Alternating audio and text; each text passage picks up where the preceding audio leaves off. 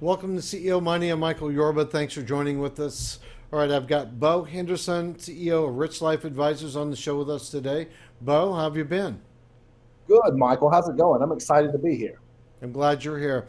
All right, give our audience, it's been a little while since you were on the show, give our audience some background on what it is that you specialize in, and then I've got some questions for you. Absolutely. I think I believe the retirement planning model that we see for the most part out there is broken or at best incomplete. And one of the things I realized, and this is by having over 3,000 conversations and even me with people going through this transition from working life to retirement, is that we need to be having conversations beyond the spreadsheet. And Michael, what I mean by that is, yes, the financial plan needs to make sense. The math has to work. But we also need to make sure we're creating a financial plan that's moving towards a life that's actually fulfilling and exciting to us. Because I've seen a lot of people do things because their neighbor said they should, a brother-in-law said they should, and they got there and it wasn't quite the right plan for them. So I believe what we're going to see in the next 5 to 10 years is a more holistic approach to retirement planning. And I'm just trying to get out in the forefront and get that message out there because I've seen it be the way people really want to be treated. Let's dive into that, a holistic approach to retirement planning. Break that out for us.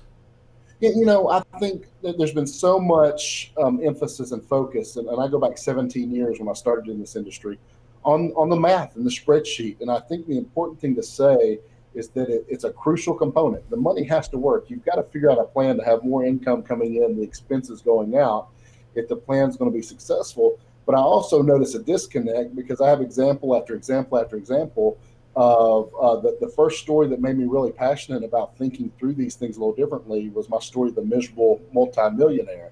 Guy, I went to his house. I was very excited. He was who I thought I wanted to be as a business person. And within 5 minutes, got into his mansion door, realized his third wife had just left. His kids no longer speak to him. His health was failing, had more money than he could spend, but was absolutely miserable. So I believe what we really started shifting to is this idea of let's make sure we're utilizing this money as a tool to create a life that's really means something to us. All right. Talk to me about where you're structuring the investments. We've got a really ever-changing landscape right now. I mean, missiles are going off in the Middle East. We've got CEOs across the country saying we might be going into a recession. People with retirement plans right about now are starting to wonder what they really should be doing. Yeah, I think if our window's short, meaning most of the planning, most of the tools out there, really, they're set up for accumulating assets over a working career for the most part. And we really need to, if we're in the 10-year window of needing to draw money, we really need to start thinking about how do we distribute these assets? How do we pay as little tax and get to actually use as much money on these assets as possible? And I think one of the easiest ways to explain it is really to focus maybe away from the products, which is what's really pushed out there for the most part, more on the strategy. And one of the ways I found to explain that really makes sense and creates a strategy that would be viable to sustain a person or a couple or a family for 30 plus years is what I call retirement timeline segmentation. And what I mean there, Michael, is let's get really clear. What are the things we're going to need that first year in retirement, right? That's pretty much going to be a cash position, but let's get clear on what that number is. That would be an emergency fund, and you tell me you're going to redo a basement or something, and we're going to need $60,000. That needs to go in that 1 year liquid money. And then the next timeline piece we really need to focus on is that next 10 years of retirement. And that's the segment of our assets that we really need to make sure they're positioned in a way, bonds, bond alternatives, and there's some tricks with bonds right now, which we can talk about in a minute.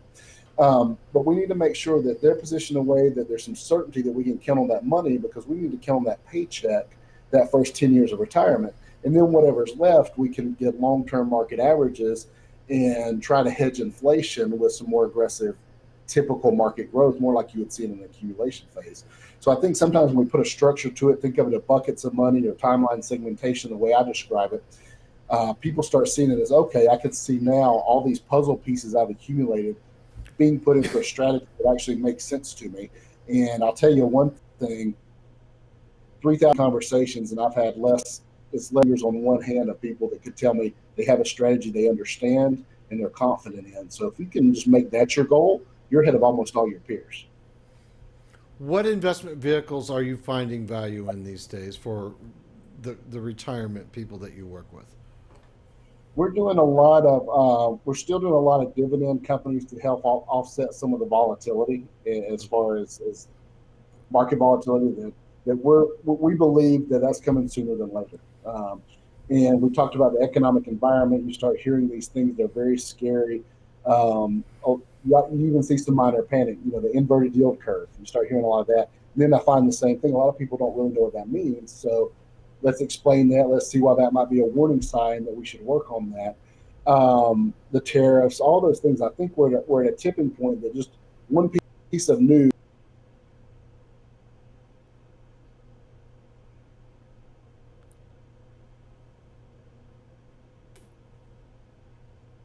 to be able to overcome that. Okay. So are you getting into a demographic that's younger and younger these days, or is there a demographic that you find where people are actually waking up later in life to really deal with their retirement issues? The average person in this country doesn't start really planning for their retirement until 53 years old. And it's because they've been busy with their careers and raising a family. But the sweet spot is a 10-year window. If the goal is, say, 62, 65, 66, if we have a 10-year window, there's a lot more we can do to position from a tax perspective to really get that strategy that I was talking about dialed in. Because really what we're going to do is we want to get there in the best position possible. Most often what happens, especially in this country, we take a reactive approach to retirement, and we just kind of get there, and then when something bad happens, we try to address it. So you'll hear me out there. Let's proactively address this. Let's spend 6, 8, 10 years ahead of retirement planning to get there in the best position possible. And that's where you see people they have more options, they have more tools, they have more flexibility. They can do a lot more to reduce their taxes and actually increase their overall retirement income when they're proactive in that manner. Got it.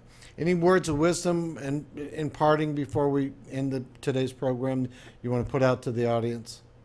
I think the key is there's a couple things. It's one is that let's pay attention to not just the math or the spreadsheet making sense, because one thing I've learned in over 17 years is that when we're dealing with people and we're dealing with life, it's not always going to play out just like the spreadsheet. Actually, it seldom will. So we got to have flexibility, and we got to make sure we have contingencies within our plan, because if it's too rigid, it will fail. And then the other piece is let's also start thinking and exploring who will I be in retirement? Michael, one of the stories that happened just a couple weeks ago, I was talking to a Delta pilot here in Atlanta, and they retired him at 65. And when he got home, he immediately started dealing with some severe anxiety and depression, because for the first time in his life, he didn't walk down the terminal and have this feeling of respect with people looking at him and kind of parting out of the way as he went down with his uniform. So it changed. His identity as a pilot was no longer there. So things like identity, relevancy, how are my relationships impacted? I think those are a lot of things we should think about, and then tie a successful financial plan to moving towards who I might be now in retirement, and have fun. This is the time to experiment. Maybe do all the things you never got to do because you were too busy working and raising a family, and experiment and see. I think looking forward to retirement is actually a positive, fun, exciting time, as opposed to a stressful time with a lot of fear and anxiety. And again, that takes work and that takes transition. And the biggest mistakes I see is just waiting until it happens and then trying to figure it out. Got it.